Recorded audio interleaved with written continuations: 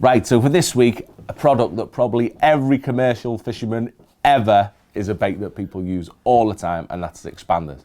And for me, it's been a tricky old bait to use that many people struggle with due to poor quality baits, and they're just fiddly, aren't they? They're a pain in the bum when they float, and you've got to pump them to make them sink, which in turn leads to all sorts of problems. And obviously, years and years and years ago, or a couple of years ago now, Sonubaits came up with the fix of an expander that already sinks. I mean, all you need to do is soften it or soak it to make a pellet that already sinks without the need for pumping, and that's absolutely fiddly and a pain in the arse to get right, if we're all completely honest. And for me, it's a bit different, because when it comes to expanders, again, well documented, I'm not a fan whatsoever of using 4s and 6 mils through a million different reasons, mainly due to the weight, them coming off the hook, not being selected enough, whatever else. I'm just not a fan. I'll often use hard pellet or a different hook bait in the place.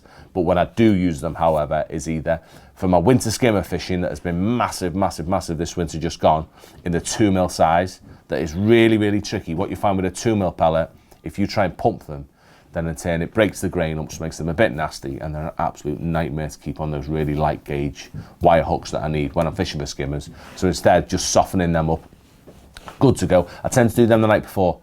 I mean, easy to do in the morning if you need to, but I do them the night before, just by leaving them in the fridge and not giving them loads and loads of water. They stay a little bit tougher. But again, straight out the hook, straight out the fridge, straight onto the hook, and they sink with no messing about. And secondly, the pellets that I owe a hell of a lot to, that we've spoken about again lots and lots of times, and that's the 8 mils for using on a bomb. Again, prepped in exactly the same way. I tend to do them the night before. These are pellets that actually have quite a few lotions and potions to. I'll regularly give them a flavour, or more often than not, I'll give them a dye.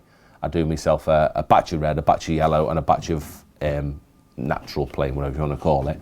And they've been a massive hook bait for me for all my bomb fishing, either throughout the summer to create a big standout hook bait, or even in the winter just gone, quite often as a single hook bait on their own.